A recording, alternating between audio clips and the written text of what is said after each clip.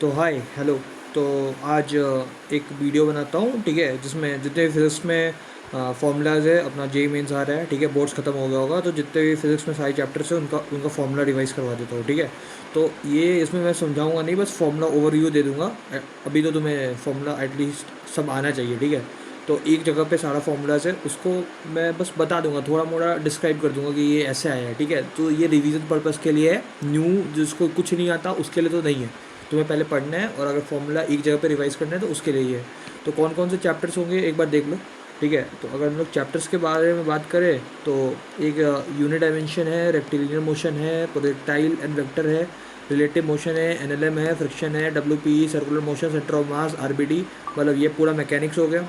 फिर SHM, string waves, heat and thermodynamics, ठीक है, ये हो गया। फिर ये 12th वाला पार्ट आ गया, electrostatics, current, electricity, capacitance, AC, magnetic effect, okay. और अगर हम लोग नीचे जाएं तो ईएमआई, ऑप्टिक्स, यहाँ से अब ऑप्टिक्स वाला पार्ट स्टार्ट हो गया, इलेक्ट्रोडायनेमिक्स खत्म हो गया, optics, modern physics, wave optics, gravitation, fluid mechanics है, साउंड वेव है, इलेक्ट्रोमैग्नेटिक वेव्स है, एरर एंड मेजरमेंट है, कम्युनिकेशन पार्ट जे मेंस में हट गया है, सेमीकंडक्टर वो पी एन जंक्शन वाला पार्ट पढ़ लेना है, ठीक है। तो स्टार्ट करते हैं, टाइम वेस्ट नहीं करते। तो सबसे पहले ये मतलब रेजोनेंस का बुकलेट है, ठीक है। हाँ, मुझे फ़र्क नहीं पड़ता कि ये कंटेंट मैंने कॉपी किया है, ठीक है। अगर आपको हेल्पफुल लग रहा है और मुझे ईज़ पड़ रहा है तो बस सिंपल सा बात है, ठीक है।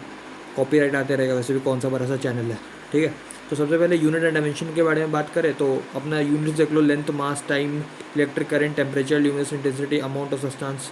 लेंथ का यूनिट मीटर, मास का किलोग्राम, टाइम का सेकेंड, करंट का एम्पेयर, टेम्परेचर का केल्विन, ठीक है। ये मतलब एक क्वेश्चन आ सकता है इसमें से कि एक क्वेश्चन आ सकता है कि 7 फंडामेंटल यूनिट्स के बारे में बताओ, तो 7 फंडामेंटल यूनिट्स यही सब है, ठीक है। Length, mass, time, electric current, temperature, luminous intensity, amount of substance, और सारे का यूनिट देख लेना, ठीक है। अगर हम लोग आगे बात करें तो ये सप्लीमेंट्री यूनिट्स है, 2 सप्लीमेंट्री यूनिट्स है, इसके बारे में आएगा नहीं लेकिन देख लो, ठीक है। और ये मीटर प्रीफिक्स है, तो ये इंपॉर्टेंट है क्वेश्चंस, दूसरे क्वेश्चंस को सॉल्व करने के लिए, ठीक है। जैसे कि सेंटीमीटर क्या होता है, 10⁻⁻2 मीटर होता है, मिलीमीटर क्या होता है, -3, तो 10⁻⁻6 माइक्रो, मतलब 1 माइक्रोमीटर 10⁻⁻6 मीटर होता है, 1 नैनोमीटर 10⁻⁹ मीटर होता है, तो ये सब देख लो, ठीक है।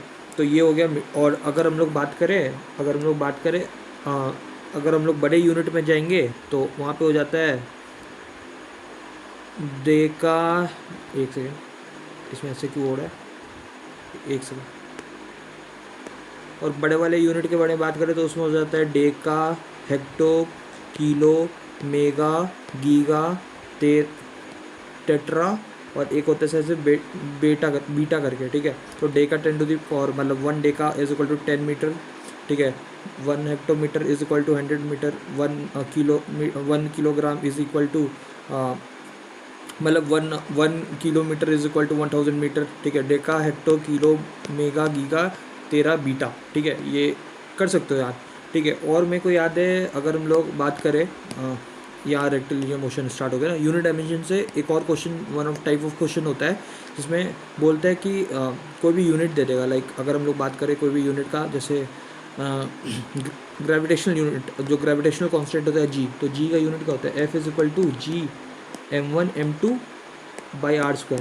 तो बोलेगा कि, और जी का यूनिट बोलेगा कि mlt के फॉर्म में बताओ, ठीक है। तो डायमेंशनल एनालिसिस बोलते हैं बेसिकली, बोलेगा कि जी का डायमेंशनल एनालिसिस बताओ, तो जी का यूनिट क्या होगा, जी इज इक्वल टू फोर्स का क्या होता है, kg मीटर पर सेकेंड स्क्वायर, ठीक है, इनटू में मीटर स्क्वायर, पाई में kg²। तो ये kg से kg कट गया, ये हो गया kg -1 मीटर क्यूब और सेकेंड -2, ठीक है। तो डायमेंशन क्या हो जाएगा, मास m-1 l³ और t-2। तो ये डायमेंशनल एनालिसिस से भी क्वेश्चन आ जाता है। तो डायमेंशनल एनालिसिस का क्वेश्चन आएगा तो बेसिकली पहले यूनिट निकालो, फिर यूनिट में जो भी kg है उसमें m, जो भी kg का पावर है उसको m के पावर में डाल दो, जो भी लेंथ मीटर का यूनिट होगा उसको l के पावर में डाल दो, और जो भी सेकेंड का पावर होगा उसको t के यूनिट में डाल दो, ठीक है। और यही डायमेंशनल एनालिसिस हो जाएगा। तो यूनिट डायमेंशन में एक डायमेंशनल एनालिसिस का क्वेश्चन पूछ सकता है। फंडामेंटल यूनिट से भी क्वेश्चन पूछ देगा। फिर वन टाइप ऑफ क्वेश्चन होता है जिसमें बेसिकली तुम्हें वो करवाता है, मतलब जैसे ये अपना हो गया MLT, तो ये स्टैंडर्ड यूनिट्स हो गया ना, तो बोलेगा कि कोई और type of standard of units में कन्वर्ट करो क्वेश्चंस को, ठीक है। तो वो वाला एक बार देख लेना। ये फॉर्मूला सीरीज़ है तो फॉर्मूला में वो सब नहीं आता कॉन्सेप्ट, वो PYQ लगाओगे तो समझ आएगा। तो यहाँ पे वेक्टर मतलब यूनिट डायमेंशन खत्म हो जाता है। टाइप ऑफ क्वेश्चन यूनिट और डायमेंशन में क्या क्या पूछ सकता है, एक तो डायमेंशनल एनालिसिस निकालने के लिए, यूनिट निकालने के लिए, या फंडामेंटल यूनिट में कोई भी क्वांटिटी दे देगा, मतलब और बोल देगा कि इस क्वांटिटी का यूनिट अगर फंडामेंटल यूनिट जैसे स्टैंडर्ड यूनिट्स जो है, फंडामेंटल यूनिट्स जो है MLT को चेंज करके हम लोग कुछ और कर दिए, तो उसके टर्म में बताओ, तो उसके टर्म में निकालना पड़ेगा, ठीक है। अब हम लोग आगे बढ़ते हैं रेक्टिलिनियर मोशन पे। तो रेक्टिलिनियर मोशन में सबसे पहले एवरेज वेलोसिटी है, तो एवरेज वेलोसिटी क्या होगा, total displacement by total time, ठीक है। इस पर कुछ नहीं है, एवरेज स्पीड क्या, total distance by total time, ये सब मैं बताने वाला हूँ नहीं यार, उसमें बच्चे वाला गेम है, ठीक है। इंस्टेंटेनियस वेलोसिटी क्या होता है, limit T tending to 0 del R by del t, ठीक है। एवरेज एक्सेलरेशन क्या हो गया, del V by del t. Instantaneous acceleration क्या हो गया, dV by dt। Instantaneous acceleration या इंस्टेंटेनियस वेलोसिटी क्या होता है, किसी particular t time tending to T0 के लिए निकालते हैं। और एवरेज क्या होता है, टोटल डिस्टेंस जो ट्रैवल किया या टोटल पाथ जो फॉलो किए उसके लिए, मतलब कि अगर लार्ज इंटरवल ऑफ टाइम के लिए हम लोग ले रहे हैं, ठीक है, मतलब एटलीस्ट T टेंडिंग टू 0 नहीं होना चाहिए, ठीक है, T कोई फाइनाइट वैल्यू होना चाहिए, राइट। तो वहाँ पे जो भी हम लोग डिवीज़न करेंगे तो जो वैल्यू आएगा उसका एवरेज नाम देंगे। और अगर हम लोग dV बाई dt या ds बाई dt कर रहे हैं तो उसको इंस्टेंटेनियस वेलोसिटी या इंस्टेंटेनियस एक्सेलरेशन बोलेंगे, ठीक है। अब ग्राफ्स के बारे में थोड़ा देख लेते हैं। तो ग्राफ्स के बारे में XT ग्राफ है, तो XT ग्राफ में जो अपना स्लोप होता है वो वेलोसिटी दे देता है। यूनिट से खेलो, XT ग्राफ का स्लोप क्या होगा, मीटर बाई सेकेंड, वेलोसिटी दे देगा, ठीक है। एरिया जो होता है कोई XT ग्राफ का जो एरिया होता है कोई बेसिकली यूनिट नहीं देता, तो स्लोप जो है वो वेलोसिटी दे देता है, और एरिया जो है वो कोई भी फंडामेंटल क्वांटिटी नहीं देता, ठीक है, या क्वांटिटी कोई फिजिकल क्वांटिटी नहीं देता, ठीक है। अब देखो यहाँ पे दिया हुआ है कि XT का एक ग्राफ दे दिया है, यहाँ पे अगर ध्यान से देखोगे तो XT का एक ग्राफ दे दिया है, राइट। और यहाँ पे बोल रहा है एक्सेलरेशन लेस देन 0, तो बेसिकली देखो क्या होता है कि वेलोसिटी क्या होता है, dx बाई dt, और एक्सेलरेशन क्या होता है, d2x बाई dt2, ठीक है। d2x बाई dt2 मतलब क्या होता है, rate of change of x, मतलब rate of change of slope of XT graph, ठीक है। तो अगर हम लोग यहाँ पे rate of change of slope देखोगे तो यहाँ पे स्लोप धीरे धीरे बढ़ रहा है, ठीक है, इस पॉइंट से देखोगे तो बढ़ रहा है स्लोप, तो यहाँ पे इसलिए d2x by dt2 greater than 0 है। यहाँ पे स्लोप क्या है, धीरे धीरे घट रहा है, पहले पॉजिटिव था अब निगेटिव होते जा रहा है, यहाँ पे पहले निगेटिव था पॉजिटिव होते जा रहा है, तो यहाँ पे स्लोप बढ़ रहा है। यहाँ पे निगेटिव, पहले पॉजिटिव था अब निगेटिव होते जा रहा है, तो स्लोप घट रहा है, तो d2x by dt2 less than 0, acceleration less than 0, ठीक है, ये हो गया। फिर अगर XT ग्राफ का स्लोप वेलोसिटी दे रहा था, एरिया जो है कुछ फिजिकल क्वांटिटी नहीं दे रहा था। वैसे VT ग्राफ का अगर हम लोग बात करें तो स्लोप जो है VT ग्राफ का एक्सेलरेशन दे देगा, और एरिया जो है यूनिट्स देखो मीटर पर सेकंड बाई सेकंड, मीटर पर सेकंड स्क्वायर, और एरिया जो है वो चेंज इन डिस्प्लेसमेंट दे देगा, ठीक है। आगे बात करते हैं हम लोग। अब VT ग्राफ में एनालिसिस है, सिंपल सा बात है, ये AT ग्राफ है, तो AT ग्राफ में जो एरिया है, AT ग्राफ का जो एरिया है, एरिया जो है वो डेल V देता है, चेंज इन वेलोसिटी, ठीक है। और जो स्लोप होता है, स्लोप ऐसे जे में कभी काम आता नहीं है, लेकिन उसको स्लोप जो क्वांटिटी देता है वो बोलते हैं उसको जड़क, ठीक है, ये आगे पढ़ोगे, ठीक है। जड़क भी एक फिजिकल क्वांटिटी होता है लेकिन जे में हमें काम नहीं है। तो बेसिकली ग्राफ से हम लोग को कौन कौन से फिजिकल क्वांटिटी मिल रहा है, ST ग्राफ के स्लोप से हमें वेलोसिटी मिल रहा है, एरिया से कुछ नहीं मिल रहा। वेलोसिटी टाइम ग्राफ से स्लोप से हमें एक्सेलरेशन मिल रहा है, और एरिया से चेंज इन डिस्प्लेसमेंट मिल रहा है। और एक्सेलरेशन टाइम ग्राफ में स्लोप से हमें कोई फिजिकल क्वांटिटी नहीं मिल रहा है, अभी के लिए इतना जानो, और एरिया से हमें चेंज इन वेलोसिटी मिल रहा है, ठीक है।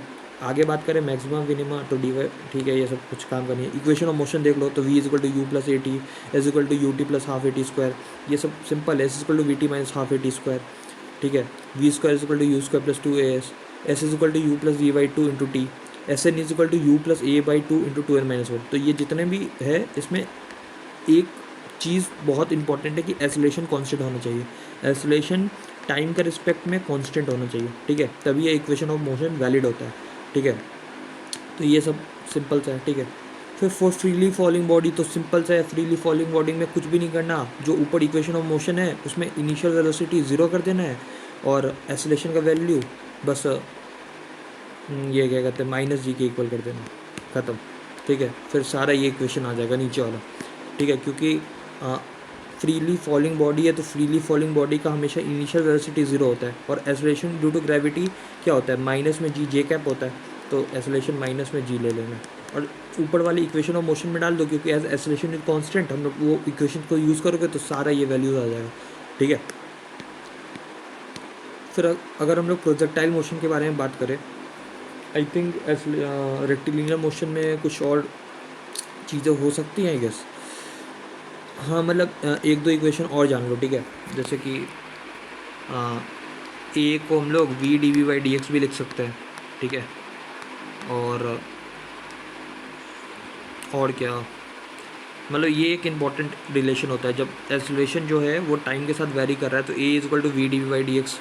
ठीक है, ये सब तो जानते ही होंगे कि v is equal to d s by d t, ऊपर हो ही गया, x is equal to v d t, या a is equal to d two x by d t two. ठीक है, a is equal to v d v by d x एक important formula था, मैंने बता दिया। ठीक है, अब प्रोजेक्टाइल मोशन पे आते हैं। तो प्रोजेक्टाइल मोशन में सबसे पहले टाइम ऑफ फ्लाइट का formula two u sine theta by g, मतलब अगर ऐसे है थीटा एंगल से फेंका जा रहा है तो टाइम पीरियड का फॉर्मूला होता है two u sine theta by g. मैं ड्राइव 2 मिनट में कर सकता था, लेकिन नीड नहीं है। ठीक है, फॉर्मूला रिवाइज करना है, 2 साल में जो पढ़ रहे होगे तो 2 साल में ये रिवाइज हो गया होगा। Range is equal to use का sine two theta by g. Range maximum कब होता है, at theta is equal to 45 degree. ठीक है, और रेंज को अगर कॉम्प्लीमेंट्री एंगल्स में फेंकोगे, ठीक है, मतलब एक थीटा एक 90 माइनस थीटा, तो range will be the same. ठीक है, फिर मैक्सिमम हाइट यूज़ कर sine square theta by two g. फिर एच बाई आर से टेन थीटा बाई 4 होता था, ये भी एक रिलेशन है, h by r is equal to tan theta by 4। ठीक है, तो हाइट का फॉर्मूला हो गया, एच मैक्स का फॉर्मूला हो गया, रेंज का फॉर्मूला हो गया, टाइम ऑफ फ्लाइट का फॉर्मूला हो गया। फिर रेंज जो है मैक्सिमम इस एंगल पे होता है, कॉम्प्लीमेंट्री एंगल्स के लिए रेंज सेम होता है, और h by r is equal to tan theta by 4। ठीक है, अगर आगे बात करें तो इंक्लाइन प्लेन के लिए फॉर्मूला होता है, ये सब देख लो। ठीक है, कि अगर बीटा इंक्लाइन प्लेन से अल्फ़ा एंगल उसके रिस्पेक्ट में बना के अगर बॉल को फेंका जा रहा है तो रेंज का फॉर्मूला ये होता है। अब the incline plane time of flight का फॉर्मूला ये होता है। और ये सब फॉर्मूला मैं जब जेई का प्रेप कर रहा था तो ये सब फॉर्मूला मैंने कुछ याद करके नहीं गया था। ठीक है, ड्राइव करेंगे ना वहाँ पे जाके ड्राइव करेंगे। वहाँ पे देखो अब इंक्लाइन प्लेन है, ठीक है, ये बीटा वैल्यू है और ये अल्फ़ा वैल्यू है, राइट। तो यहाँ पे जो अब इस पे जो ये बॉल है, ठीक है, इस पे 2 एक्सेलरेशन लगेगा, एक इधर लगेगा जी कॉस बीटा और इधर लगेगा जी साइन बीटा।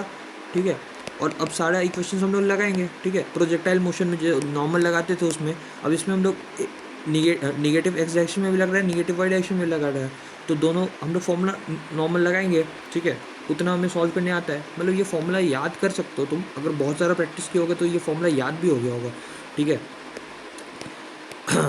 अब रिलेटिव मोशन के बारे में बात करें तो रिलेटिव मोशन में वी ए बी मतलब क्या होता है, जो पहले लिखा रहेगा टर्म वी ए माइनस में वी बी। ठीक है, और ए बी मतलब ए माइनस ए बी, मतलब जो पहला टर्म है माइनस दूसरा टर्म है। ठीक है, x b a is equal to x b minus x. ठीक है, हाँ ये इंपॉर्टेंट है, शॉर्टेस्ट टाइम और शॉर्टेस्ट पाथ। मतलब एक इसमें ऐसा क्वेश्चन आएगा कि वेलोसिटी ऑफ रिवर इस डायरेक्शन में ये है, वेलोसिटी ऑफ मतलब man with respect to river ये है। ठीक है, तो शॉर्टेस्ट डिस्टेंस बताओ, शॉर्टेस्ट टाइम बताओ। तो देखो जब शॉर्टेस्ट डिस्टेंस ट्रैवल करना पड़ेगा, शॉर्टेस्ट डिस्टेंस ट्रैवल करना रहेगा मैन को, तो शॉर्टेस्ट डिस्टेंस के लिए उसको ट्रैवल ऐसे करना रहेगा, राइट, ऐसे करना रहेगा एकदम perpendicular to the flow of river. ठीक है, तो वो फ्लो ऐसे ही जाएगा, कुछ एंगल पे जाएगा। फिर ये velocity of man with respect to river है। ठीक है, अब ये वेलोसिटी ऑफ रिवर है, वेलोसिटी ऑफ रिवर इस डायरेक्शन में। ठीक है, तभी तो जो मैन ऐसे ट्राई करेगा, रिवर उसको इधर की तरफ खींचेगा तो वो नेट इधर की तरफ ट्रैवल करेगा। ठीक है, तो ये हो जाएगा वेलोसिटी ऑफ मैन। तो ये हो गया। फिर द नेट स्पीड, यहाँ पे अब देखो अभी मैंने बताया शॉर्टेस्ट पाथ के लिए, तो शॉर्टेस्ट पाथ के लिए कुछ फॉर्मूलाज है उसको देख लो। तो शॉर्टेस्ट पाथ में देखो यहाँ पे सेम बनाया हुआ है पहले से। शॉर्टेस्ट पाथ में मैन जो है स्टार्ट करेगा कुछ पार्टिकुलर एंगल पे, इस डायरेक्शन में थीटा एंगल पे, फिर वेलोसिटी ऑफ रिवर इस डायरेक्शन में, तो नेट उसका परपेंडिकुलर वेलोसिटी होगा।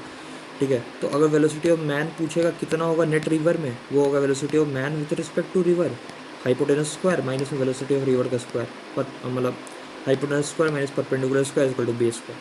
ठीक है, और शॉर्टेस्ट ड्रिफ्ट क्या होता है, तो ड्रिफ्ट समझ लो कि मान लो कि मैन ने इधर स्टार्ट किया, ठीक है, आगे की डायरेक्शन में चलना, ठीक है, लेकिन पानी के कारण इधर की तरफ वो यहाँ पहुँचा, तो जो ये डिस्टेंस है उसको ड्रिफ्ट बोलते हैं। अब ये हो गया। अब हमें शॉर्टेस्ट टाइम निकालना है, राइट। शॉर्टेस्ट टाइम के लिए एक सेकेंड,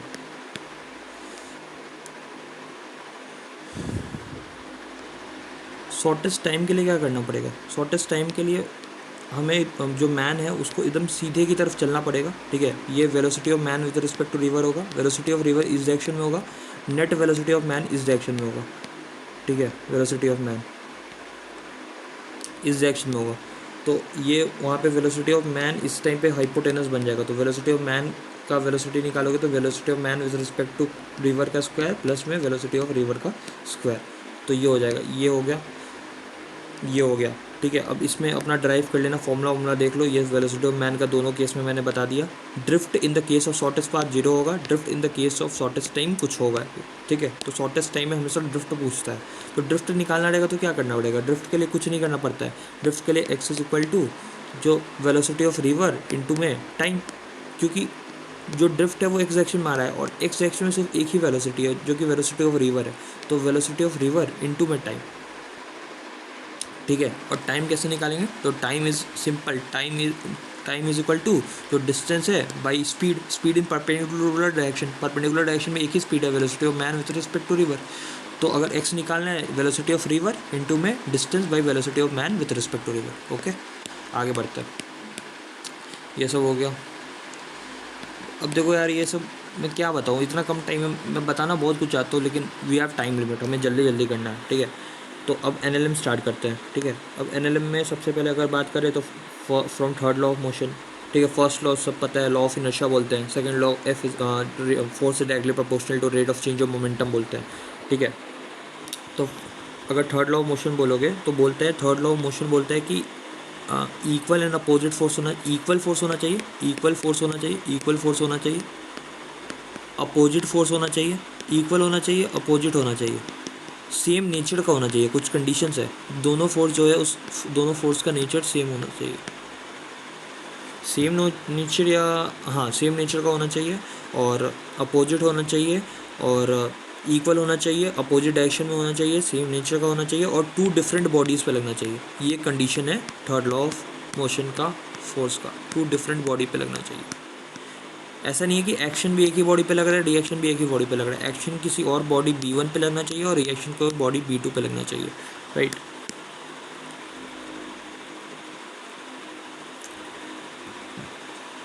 आगे बढ़ते हैं।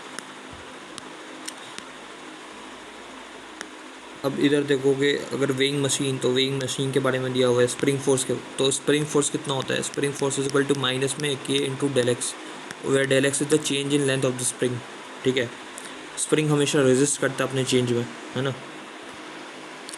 हाँ, ये यहाँ पे एक इम्पॉर्टेंट चीज़ लिखा हुआ है कि अगर एक स्प्रिंग को टू इक्वल मतलब M/N रेशियो में काट दिया गया, ठीक है, तो अब बोलेगा कि न्यू स्प्रिंग का, मान लो ये स्प्रिंग था, ठीक है, इसका लेंथ 5 मीटर था, अब इसको 3 मीटर में काट दिया गया और इसको 2 मीटर में काट दिया गया, और इसका पहले स्प्रिंग कांस्टेंट K था, अब ये K1 है और ये K2 है, ठीक है। तो अगर हम लोग K1/K2 करते हैं, K1/K2 inverse ratio of their length में डिवाइड होगा। K1/K2 is equal to L2/L1, ठीक है। तो इसका मान लो K1 जो है वो अगर K है तो उसका K2 जो होगा वो हो जाएगा K1 इंटू L1/L2, मतलब 3K1/2, ठीक है। Inverse ratio of their length when the spring is cut into two parts in the ratio of M/N, the ratio of final two springs are in the inverse ratio of their length, ठीक है। फिर spring balance के बारे में बताया गया, तो यहाँ पे सिंपल सा कि V1 प्लस V2 है। जैसे ये पुली का अगर वेलोसिटी Vp है और दोनों ब्लॉक जो पुली से जॉइंट है उसका डायरेक्शन मतलब वेलोसिटी V1 V2 है, तो Vp is equal to V1 plus V2/2। जैसे एक्सेलरेशन ऑफ AP जो है AP है, तो और इसका एक्सेलरेशन A1 है, इसका एक्सेलरेशन A2 है, तो इसके बीच का relation AP is equal to A1 plus A2/2, ठीक है। फिर आगे के बारे में बात करें तो बेसिकली ये है एक जो पुली होता है, नॉर्मल सिंपल पुली है, तो उसमें एक्सेलरेशन का क्या होगा? Acceleration is equal to net force acceleration क्या होता है, net force by net mass. तो नेट फोर्स क्या लग रहा है, m2 माइनस में m1 इंटू में g by net mass m1 plus m2, ठीक है, क्योंकि m2 g इधर लग रहा है, m1 g इधर लग रहा है। नेट फोर्स क्या होगा, m2 माइनस m1 g का मॉड, वी डोंट नो कौन m2 बड़ा है कि m1 बड़ा है, और m1 प्लस m2, ठीक है। वैसे यहाँ पे मॉड का ज़रूरत नहीं है, क्योंकि अगर m2 बड़ा होगा तो जिस डायरेक्शन में m2 मूव कर रहा होगा वो पॉजिटिव मान लेंगे। हाँ, अगर m1 बड़ा होगा तो जिस डायरेक्शन मतलब अगर m1 बड़ा होगा तो नेगेटिव डायरेक्शन में आएगा, तो नेगेटिव डायरेक्शन में आएगा मतलब वो साइन अपना वो सही रख लेगा, मॉड लगाने का ज़रूरत होता नहीं, ठीक है। फिर यहाँ पे वेज कांस्टेंट के बारे में लिखा हुआ है, तो v1 इस डायरेक्शन में, जब एक वेज से ब्लॉक नीचे की तरफ जाएगा, राइट, इसका डायरेक्शन v2 है और इसका डायरेक्शन v1 है, तो v2 is equal to v1 tan theta होता है, याद रखना। और ये अगर v2 ये v2 है, ये v3 है और ये v1 है, तो v2 is equal to v1 tan theta और v3 is equal to v1 sin theta, ये रिलेशन होता है, ठीक है, याद रखना।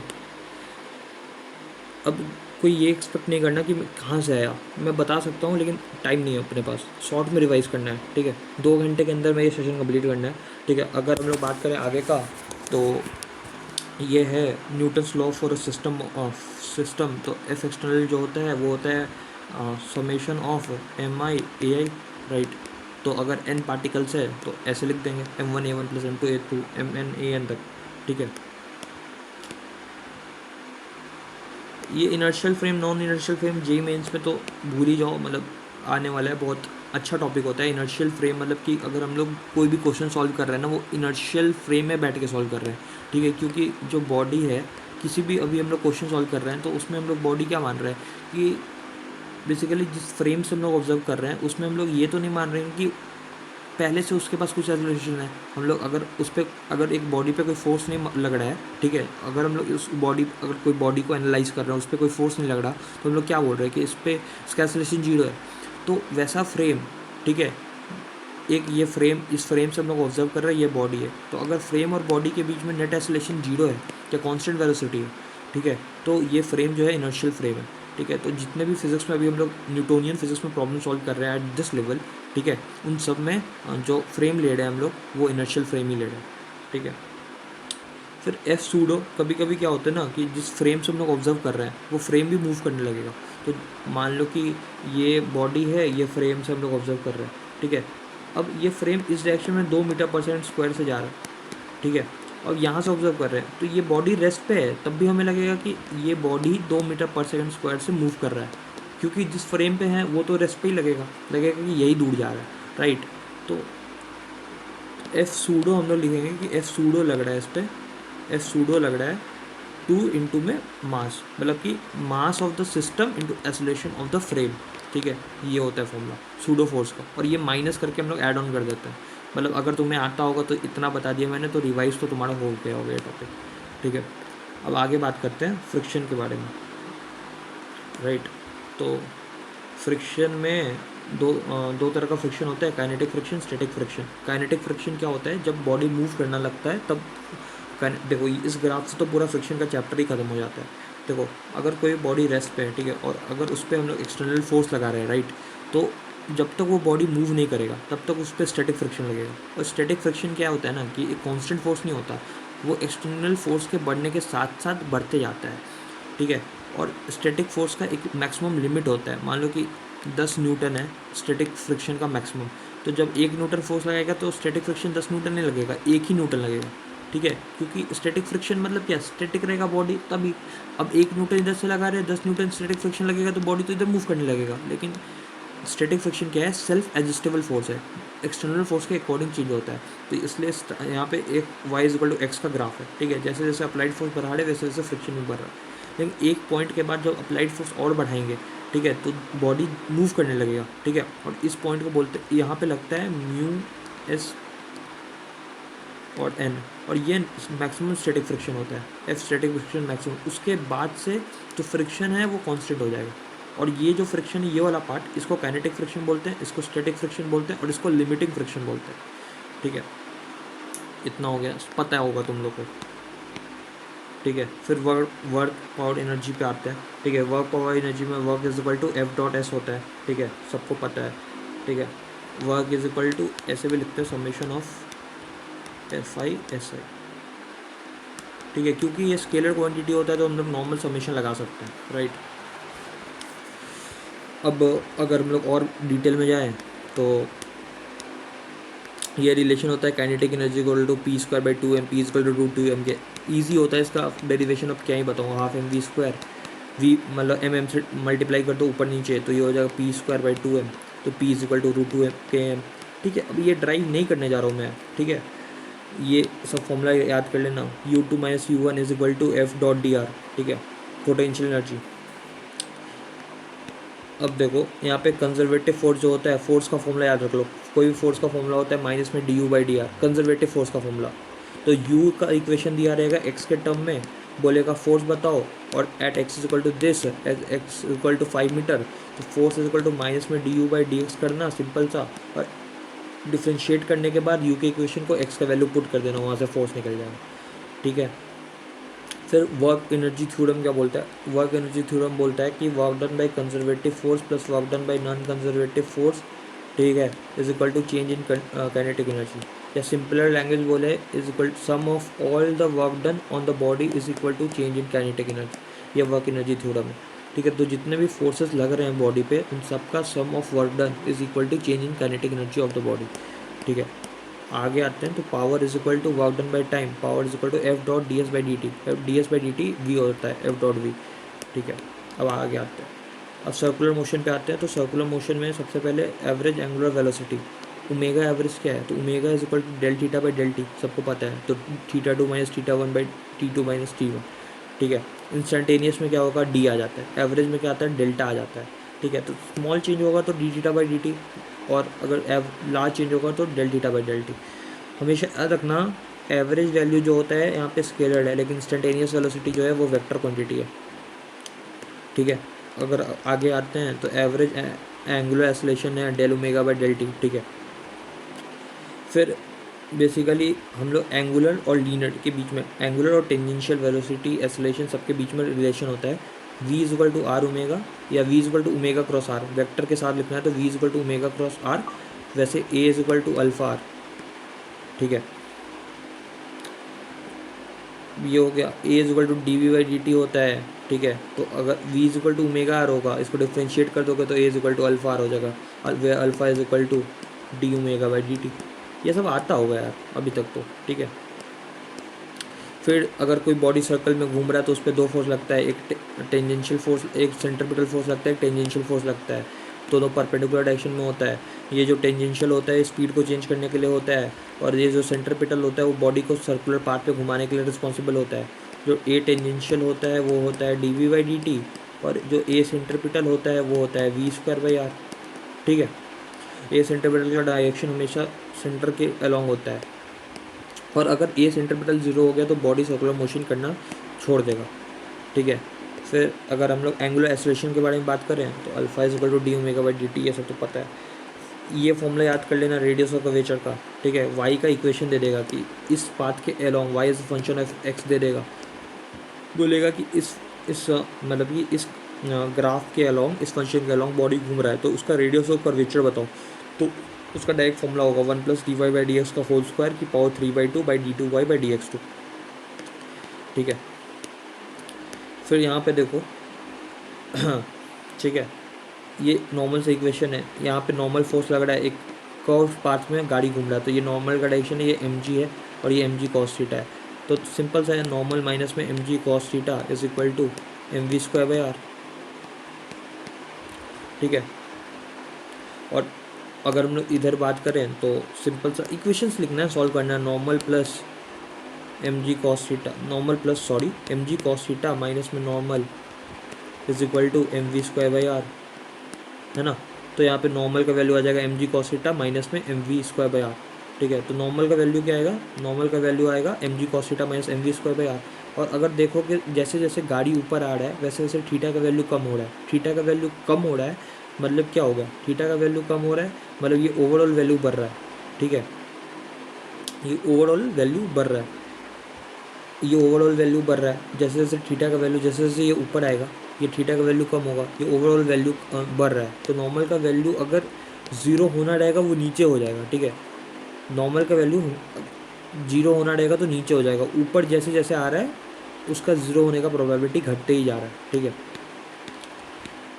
ठीक है, फिर ये अगर ये भी डायरेक्ट इससे क्वेश्चन आता है जे मेंस में कि बोल देगा कि रेडियस ऑफ कर्वेचर ये है, म्यू का वैल्यू दे देगा और बोलेगा कि स्कीडिंग मतलब कि बताओ मैक्सिमम वेलोसिटी जिससे वो स्कीडिंग से बच सके। तो v is less than equal to root mu g r. कहाँ से आता है ये? सिंपल है, m v square by r को सिंपली इक्वेट कर दो म्यू एम जी के इक्वल एम एम कया v is equal to root mu g r. अब कैसे आया क्यों आया नहीं बता सकता, टाइम नहीं है, ठीक है। इतना आना चाहिए, फिर से बोल रहा हूँ। फिर ये bending of cyclist tan theta is equal to v square by g r होता है। कैसे आता है बता देता हूँ मैं, ठीक है। तो एम जी, ठीक है, m g sine theta is equal to क्या था, m v square by r, ठीक है। मतलब ये याद कर लो यार, अब मैं नहीं बता सकता, ठीक है। बैंकिंग ऑफ रोड का formula v square by g r is equal to mu plus tan theta by 1 minus mu tan theta, ठीक है। ये सब डेरिवेशन होता है, मतलब तुमने 2 साल पढ़ा होगा तो नोट्स में होगा ये, राइट। फिर सेंट्रीफ्यूगल फोर्स क्या होता है, तो इसको सूडो फोर्स बोलते हैं। अभी सूडो फोर्स मैंने बताया ना कि हम लोग कोई भी क्वेश्चन सॉल्व कर रहे हैं इनर्शियल फ्रेम के लिए सॉल्व कर रहे हैं, लेकिन अगर कोई भी फ्रेम ले लें जिसका ऑब्जेक्ट के रिस्पेक्ट में एक्सीलरेशन है, तो हम लोग मानते हैं कि जब भी बॉडी मूव कर रहा है इस सर्कल में, ठीक है, तो एक सेंट्रीपिटल फोर्स लग रहा है, ठीक है, एक सेंट्रीपिटल फोर्स लग रहा है, एक टेंजेंशियल फोर्स लग रहा है। तो एक क्वेश्चन आता होगा कि जो सेंट्रीपिटल फोर्स लग रहा है तो ये अंदर की तरफ क्यों नहीं जा रहा है। तो हम लोग एक ऐसा एज्यूम करते हैं कि एक मतलब कि इमेजिनरी फोर्स होगा जो कि जस्ट बाहर की तरफ लग रहा होगा, जिसका मैग्नीट्यूड जस्ट सेंट्रीपिटल फोर्स के मतलब कि इक्वल होगा और अपोजिट डायरेक्शन में होगा, जो कि इस सेंट्रीपिटल फोर्स को काउंटर बैलेंस कर रहा है। तो उसी को सेंट्रीफ्यूगल फोर्स बोल देते हैं, राइट। तो सेंट्रीफ्यूगल फोर्स का भी फॉर्मूला बस वही होगा, m v square by r. इसका डायरेक्शन जो है वो अपोजिट हो जाएगा, ठीक है। फिर यहाँ पे वर्टिकुलर सर्कुलर मोशन का क्वेश्चन आ गया, ठीक है। तो basically for completely the circle v minimum root 4 GL होना चाहिए, ठीक है। देखो अगर एक स्ट्रिंग है ऐसे लटकाया गया है, वी मिनिमम पूछेगा to complete the circle is equal to, तो बेसिकली ये होता है रूट 4 GL, ठीक है। अब कहाँ से आया, सिंपल सा 2 इक्वेशन निकालो। ऊपर ऊपर जब जाएगा ये स्ट्रिंग, ठीक है, मैं बता देता हूँ यार, बताए बिना रहा नहीं जाता। M g is equal to m v square by r, ठीक है। तो ऊपर की तरफ जब मैक्सिमम जाएगा तो वेलोसिटी रूट जी आर है। अब बस ऊपर और नीचे में वर्क एनर्जी थ्योरम लगा दो, नीचे का वेलोसिटी निकाल लो। कोनिकल पेंडुलम है, कोनिकल पेंडुलम में क्या होता है देखो, बेसिकली कोनिकल पेंडुलम का मोशन क्या होता है, ऐसा होता है देखो, डिंग डिंग डिंग डिंग डिंग डिंग ऐसे ऐसे गोल गोल घूमता है, राइट। तो यहाँ पे एक एक्सट्रीम पॉइंट पे हम लोग एनालिसिस कर रहे हैं इसका, तो टेंशन का डायरेक्शन ये है, तो t cos theta m g के इक्वल है, t sine theta centripetal force के इक्वल है। इधर से डिवाइड किया तो टैन थीटा का वैल्यू क्या आएगा, v tan theta is equal to v square by g r आ गया। इससे भी क्वेश्चन आता है कोनिकल पेंडुलम में, ठीक है। ये जो भी दिया हुआ omega is equal to omega naught plus alpha t, theta is equal to omega naught t, तो देखो ये सब क्या है ना, ये सब angular velocity, angular acceleration, angular displacement है। तो एंगुलर वेलोसिटी हो गया, एंगुलर डिस्प्लेसमेंट हो गया, एंगुलर एक्सीलरेशन हो गया, राइट। इन तीनों को हम लोग ऐसा देखो, ये तीनों क्या है, ये तीनों एंगुलर डायरेक्शन में, मतलब कि परपेंडिकुलर टू प्लेन डायरेक्शन में ये सब है, ठीक है। लेकिन हम लोग यहाँ पे इक्वेशन ऑफ मोशन जो नॉर्मली हम लोग v equal to u plus a t s equal to u t plus half a t square, या v square equal to u square plus 2as, ये सारा चीज़ हम लोग इस फॉर्मूला में, मतलब कि वी के जगह ओमेगा यूज़ कर सकते हैं, ए की जगह अल्फ़ा एलिमिनेट कर दो, और जो डिस्प्लेसमेंट था उसकी जगह थीटा एलिमिनेट कर दो, और सारा यूज़ कर सकते हैं इक्वेशन ऑफ मोशन यहाँ पे भी। और सेंटर ऑफ मास पे आता है, तो सेंटर ऑफ मास में अगर हम लोग को आर सी ओ एम निकालना है, तो आर सी ओ एम जो है वो क्या होता है, summation of m i x i by summation of m i होता है, राइट। ये होता है अपना सेंटर ऑफ मास का फॉर्मूला, ठीक है। सिस्टम ऑफ सेंटर ऑफ मास अगर डिस्क्रीट पार्टिकल्स है उसके लिए ये होता है, अगर मान लो कि मतलब डिस्क्रीट मतलब कंटिन्यूस बॉडी है तो वहाँ पे इंटीग्रेट करना पड़ता है, m m d x by, ठीक है, ये होता है।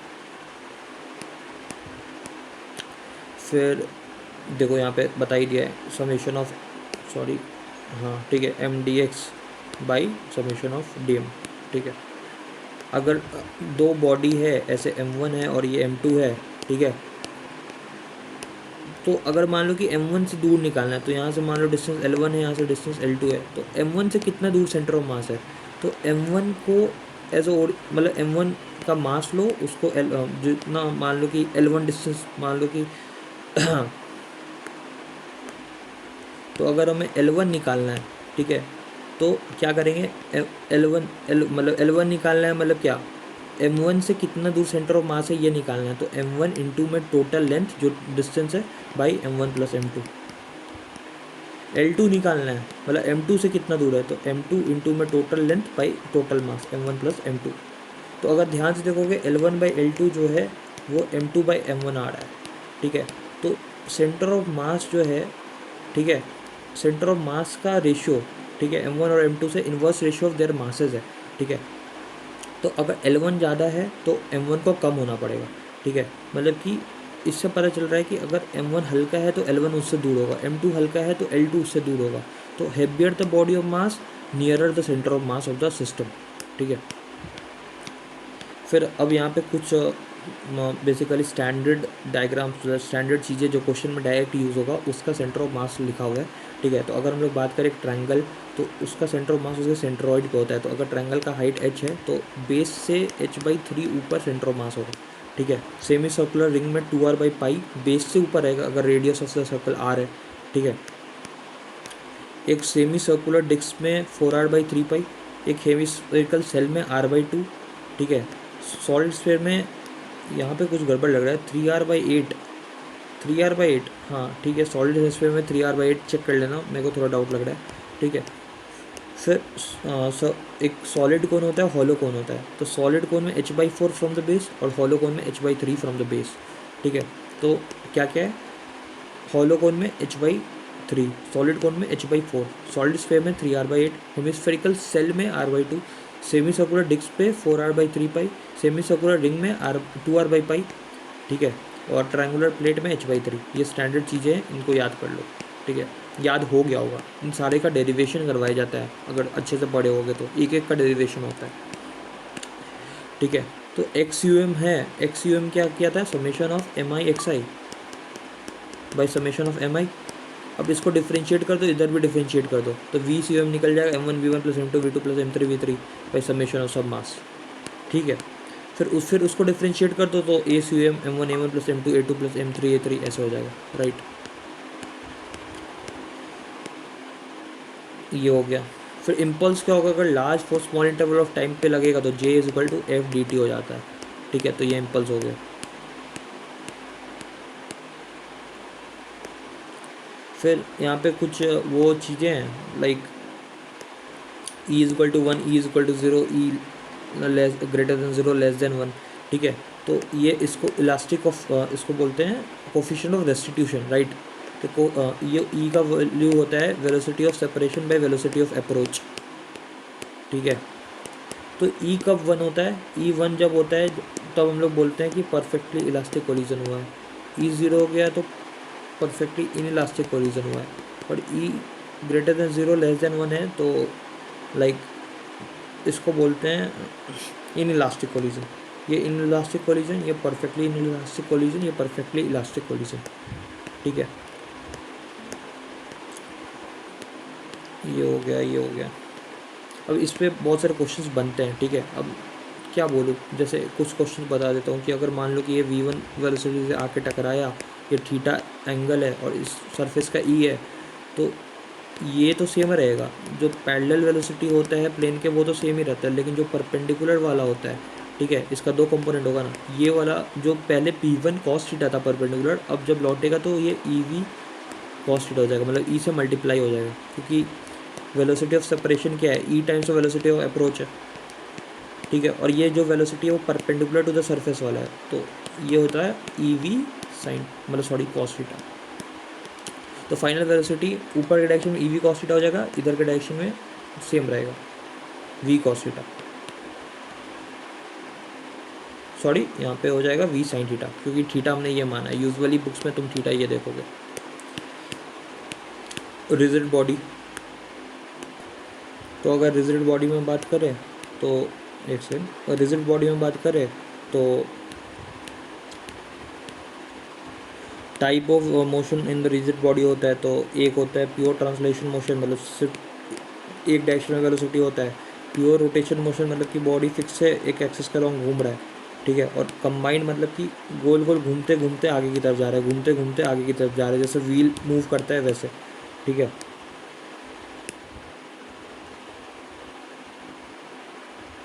अब आगे हम लोग बात करते हैं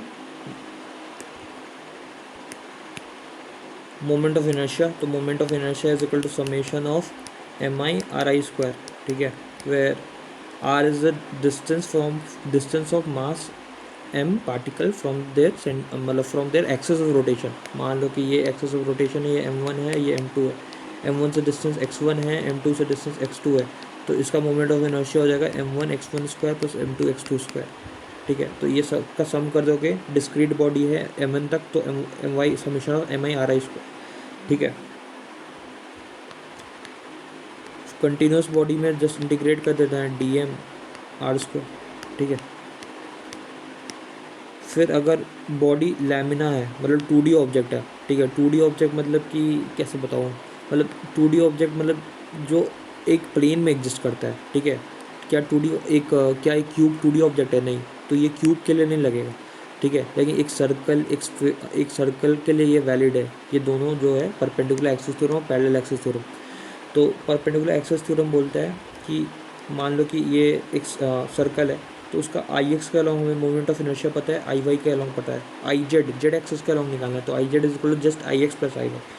पैरेलल एक्सिस थ्योरम बोलता है कि मान लो कि हमें moment of inertia centre of mass के अलॉन्ग पता है, हमें सेंटर ऑफ मास से एक्स डिस्टेंस दूर मोमेंट ऑफ इनर्शिया पता करना है। तो एक्स डिस्टेंस दूर जो मोमेंट ऑफ इनर्शिया होगा वो आई सी O M plus m into are I square, ठीक है। वे r is the distance of centre of मतलब r is the distance of centre of mass from that axis, ठीक है, जहाँ पे हम लोग को निकालना है। m is the mass of the system and i से m is the moment of inertia about the centre of मास। और ये लैमिनेट बॉडी के लिए ही वैलिड है। फिर स्टैंडर्ड कुछ अब आएगा, स्टैंडर्ड कुछ वो है, उनका मोमेंट ऑफ इनर्शिया तुम्हें याद रखना है, उसके एक्सेस ऑफ रोटेशन के अलॉन्ग, ठीक है। ये सब मोमेंट ऑफ इनर्शिया है, ठीक है। तो 2/5 mr स्क्वायर होता है सॉलिड स्फेयर का, होल स्फेयर का 2/3 mr स्क्वायर होता है, ठीक है। और ये सब यूनिफॉर्म है। नॉन यूनिफॉर्म होगा तो हमें अलग इंटीग्रेशन करना है, वहाँ पे मैं तो अभी जाऊँगा ही नहीं, ठीक है, नहीं तो कन्फ्यूज हो जाऊँगा। फिर होल स्फेयर है mr स्क्वायर, रिंग का हो जाता है mr स्क्वायर बाई 2, डिस्क का हो जाता है mr स्क्वायर, हॉलो सिलेंडर का mr स्क्वायर बाई 2, मतलब हॉलो सिलेंडर को हम लोग ऐसा रिंग ही एज्यूम करते हैं। फिर ये बेसिकली सॉलिड सिलेंडर नहीं है, ये रॉड है, ठीक है। रॉड का होता है इसके अलॉन्ग, अगर रॉड का अगर हम लोग बात करें तो इसके अलॉन्ग ml स्क्वायर बाई 3 होता है और सेंटर ऑफ मास के अलॉन्ग ml स्क्वायर बाई 12 होता है, ठीक है। फिर एक स्क्वायर प्लेट का ma स्क्वायर बाई 12 होता है, A is the side of the square plate, ठीक है। अगर हमने, ठीक है, रेक्टेंगुलर प्लेट का अगर ए लेंथ है, बी ब्रेथ है, तो ma square plus b square by 12 होता है, ठीक है। क्यूबाइड का ma square plus b square by 12 होता है। फिर टॉर्क का फॉर्मूला है, तो torque is nothing but r cross f, ठीक है।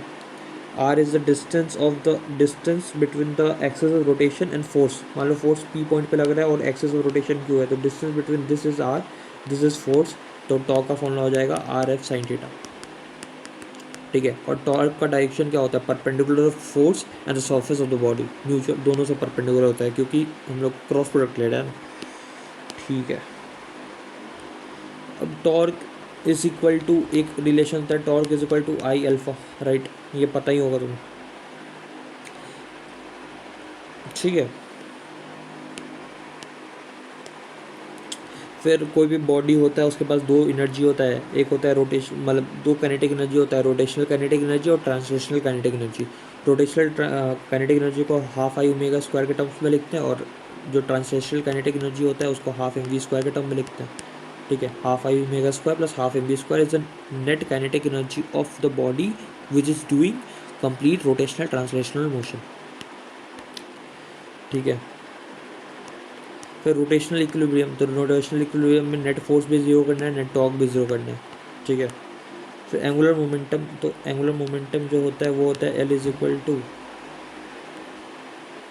Equal to r cross p, ठीक है।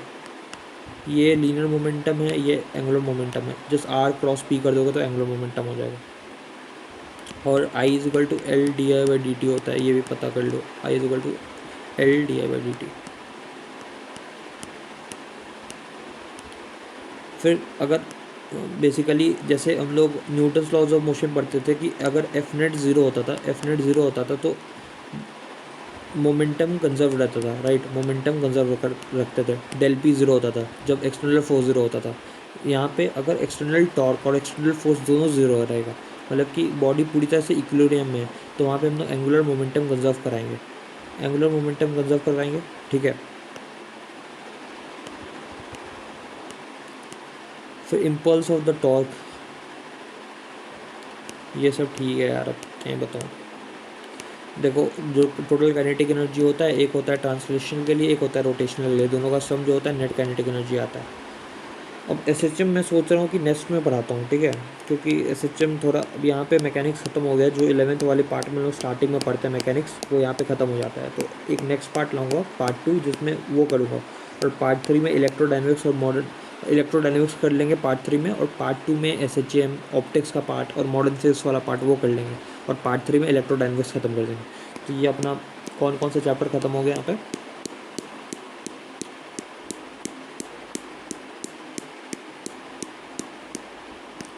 तो यहाँ पे अपना यूनिट डायमेंशन खत्म हो गया, एक से यूनिट डायमेंशन खत्म हो गया, रेक्टिलिनियर मोशन खत्म हो गया, प्रोजेक्टाइल खत्म हो गया, रिलेटिव खत्म हो गया, न्यूटन्स लॉस ऑफ मोशन खत्म हो गया, फ्रिक्शन खत्म हो गया, वर्क पावर एनर्जी खत्म हो गया, सर्कुलर मोशन खत्म हो गया, सेंटर ऑफ मास खत्म हो गया, रिजिड बॉडी डायनेमिक्स खत्म हो गया। तो 10 चैप्टर अपन ने खत्म कर लिया, मतलब मैकेनिक्स खत्म कर लिया है। 11th वाला मैकेनिक्स में एसएचएम भी आता है, लेकिन 11th वाला खत्म कर दिया, ठीक है।